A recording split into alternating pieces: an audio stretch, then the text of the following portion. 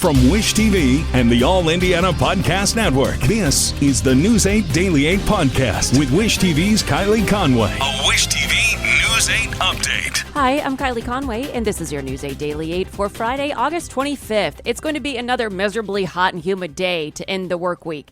Highs are going to be in the 90s. It's going to feel hotter than that, with indices up to 105 to 115 degrees. Throughout the day, our Storm Track 8 team's also going to be looking at the possibility for some scattered rain and storm chances by Friday night.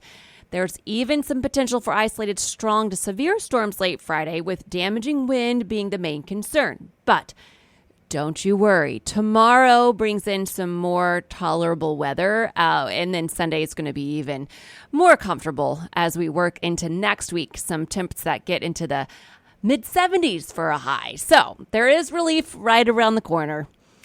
Indianapolis police say 2 people are stable at the hospital after their 3-wheel motorcycle crashed into the Central Canal. The scene is Westfield Boulevard near Washington Boulevard.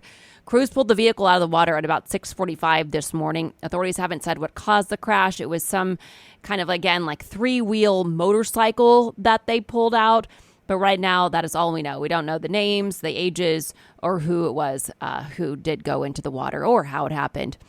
Former President Donald Trump surrenders again. His appearance in Atlanta is the 4th time he's turned himself in to face criminal charges. Prosecutors say he illegally schemed to overturn the 2020 election results. His booking photo makes history, the first ever of a former American president. The process at the Fulton County Jail took 20 minutes from Trump's arrival through the photo and posting $200,000 bond, and his departure, returning to New Jersey. Trump faces 13 charges and a trial that could start as soon as October. I really believe this is a very sad day for America. This should never happen. If you challenge an election, you should be able to challenge an election. Trump is one of 19 people charged. His former chief of staff surrendered earlier in the day. Mark Meadows agreed to a $100,000 bond deal with prosecutors. Meadows is charged with racketeering and soliciting a violation of an oath by a public officer.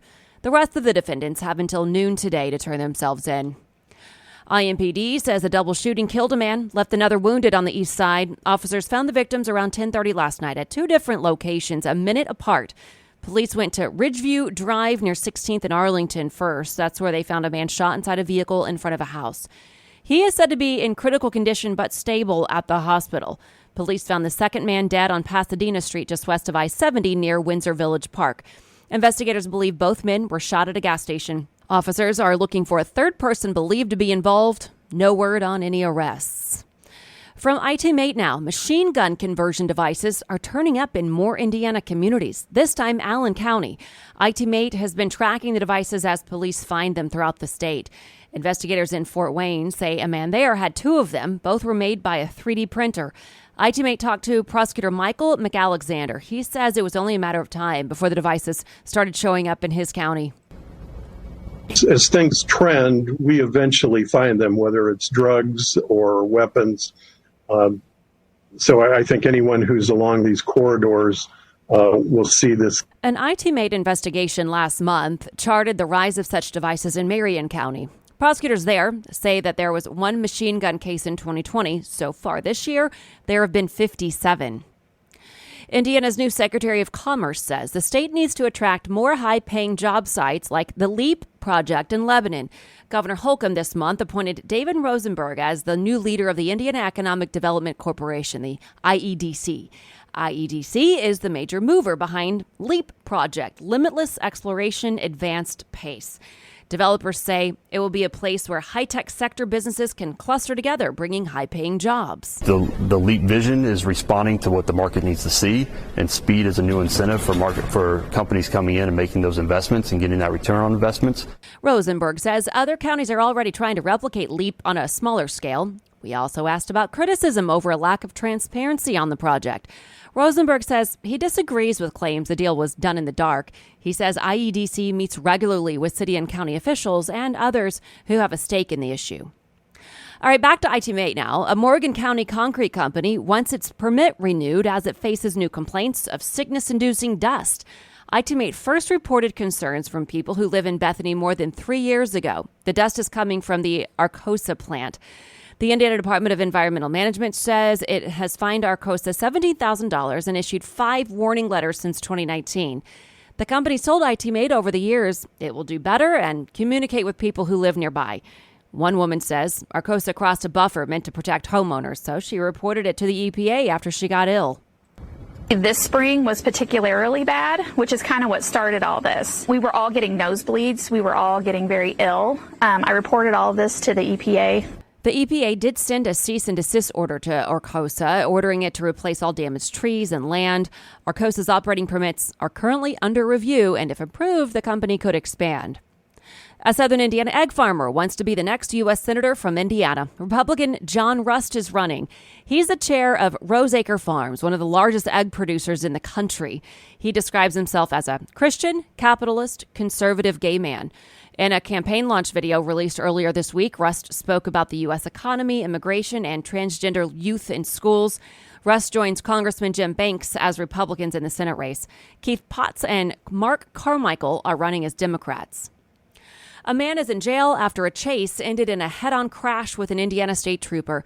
It started yesterday afternoon on State Road 109 in Henry County. State police say Dustin Powell refused to pull over for speeding, led police to US 36, made a U-turn, then hit the trooper. Police say the trooper went to the hospital with minor injuries.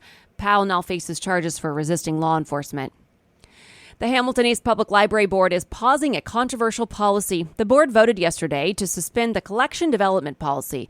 The system required library staff to sort through every book in the sections for teens and young adults and move them if they contain descriptions of things like drug or alcohol use, profanity, or sexual content. Local criticism of the policy grew to national attention when author John Green called out the library for moving his bestseller, The Fault in Our Stars. Yesterday's meeting included disagreement about how strict the policy is meant to be. Ray Matalone is a board member. Idra Waterman is a library director. Something is on the fence that we wanted to be left because we were not absolutely opposite. The operational response plan is clear that if there's any question, we age it up. That's perfect. And that would be moving The Fault in Our Stars to the adult collection. The board says it will discuss the policy again in a future meeting, but hasn't set a date for that yet. A new partnership is bringing banned books to the forefront and providing them for free in Indianapolis. Nonprofit Well Done Marketing is teaming up with Indie Reads for the Banned Book Club series. The book club buys the books from Fountain Square's Indie Reads, then donates them back to the community. The club focuses on books that have been banned from schools and libraries. Indie Reads CEO Ruba Marshud says exposure to uncomfortable topics has wider benefits for society. Discomfort is necessary. We need to know each other. We need to learn from each other. We need to be willing to grow and connect with each other. And so we're committed to making all books accessible to all people and really inviting and encouraging that when that discomfort comes up, let's talk about it. The Banned Book Club's latest selection is Me and Earl and the Dying Girl. It will be available for free at Indie Reads at the end of September. A preliminary U.S. intelligence assessment concludes an intentional explosion caused the plane crash that killed a Russian mercenary leader. According to an Associated Press report, officials say Yevgeny Prigozhin was likely targeted. They say the explosion falls in line with Russian President Vladimir Putin's history of trying to silence his critics. They did not offer any details on what may have caused the explosion. A Pentagon spokesperson is also not indicating what may have caused the plane to go down either. Russian officials say all 9 others on board also died in the crash. Authorities say retired police officer who shot up a biker bar in Southern California shot his estranged wife first before killing 2 more people and wounding 6 others. The local sheriff says John Snowling traveled to the bar from Ohio, walked up to his estranged wife, shot her, then started firing at others. The first major lawsuit from the devastating Hawaii wildfire pits Maui County against power provider Hawaiian Electric. The government says the utility provider should have shut down power in the exceptionally strong wind and dry conditions, and that downed lines sparked the blaze. That would kill at least 115 people and burn much of Lahaina to the ground. And back here at home to Colts Watch, a win wraps up the preseason. Rookie quarterback Anthony Richardson started and played the first half last night against the Eagles. He was 6 for 17 on the night, but did enough to get the victory. The Colts' second drive led to a touchdown, and Richardson appeared to poke some fun at the Eagles and their fans, flapping his arms in the Fly Eagles Fly gesture. The Colts' first regular season game is September 10th at home against the Jaguars. And today marks the first full day of operations for Bicentennial Unity Plaza outside Gainbridge Fieldhouse. A ribbon-cutting ceremony yesterday marked its grand opening. There's a green space, interactive art, and a basketball court that converts into an ice skating rink in the winter. Leaders say the plaza pays tribute to the city's 200-year history while giving free space for community efforts, entertainment, and civic conversations. The plaza was built with a $28.7 million grant from the Lilly Endowment. Organizers for the Indiana State Fair say attendance rose for the second year in a row. Attendance for all 18 days reached more than 840,000. That's up about 1% from last year's 837,000 visitors. The fair says its record-setting year was in 2013, with about 978,000 people attending that year. The Indiana Fever won their second consecutive game. They beat Seattle Storm 90-86 last night. Kelsey Mitchell scored a game-high 36 points. That's the second highest point tally in a regular season game for a Fever player in franchise history. The Fever host Atlanta Dream at Gainbridge Fieldhouse Sunday. One of the country's biggest cycling events returns to downtown Indy today. The IU Health Momentum Indy event features 2 bike races known as crits.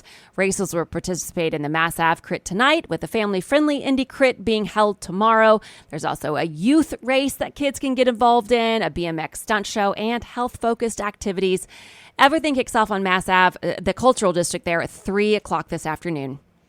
And a convention for all things pop culture returns to Indianapolis today at the Indiana Convention Center. PopCon Indy is celebrating its 10th anniversary in the city. The 3-day event kicks off with a ribbon ceremony. Mayor Joe Hogsett will be there along with magicians, a DJ, and a local sports mascots. It's from 12 to 12:30 at the Convention Center outside Hall D. A studio is postponing the release of a major movie because of the strikes in Hollywood. The sequel to Dune was set to open nationwide November 3rd. Warner Brothers now plans to release it next March. The studio says it made the move because striking actors won't be able to promote the film. The company hasn't announced yet any other calendar changes for its upcoming releases. A new launch from NASA and SpaceX is now delayed. Endurance was due to lift off just before 4 this morning to take 4 people to the International Space Station. NASA says technical problems forced a postponement. The launch is now slated for 3:30 Saturday morning. A couple other event mentions around town. Lumberjacks are back in Boone County. The Hoosier Hardwood Festival kicks off at the fairgrounds. All kinds of fun stuff going on. Lumberjack competitions, chainsaw carving artists. People can get chainsaw art pieces. Visitors can purchase all weekend passes online for $20. The shows are Friday at 11 to 5, Saturday 9 to 6, and Sunday 9 to 4. General admission tickets are $10, $5 for 7 to 12-year-olds, and free for children 6 and under. It's also Indie Greek Fest this weekend. It's at the Holy Trinity Greek Orthodox Cathedral in Carmel. It's from 4 to 10 today and 11 to 10 tomorrow. And finally, to business headlines. Fed Chair Jerome Powell will speak today from Jackson Hole, Wyoming. More interest rate hikes will likely be addressed. Inflation, the Fed has said, is still too high. The speech could rock the markets as we head into the weekend. The Justice Department has sued SpaceX, alleging discriminatory hiring practices.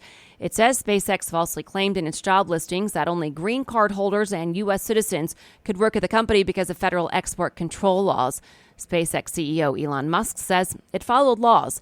Social media critics said this is an example of the Justice Department going after opposition.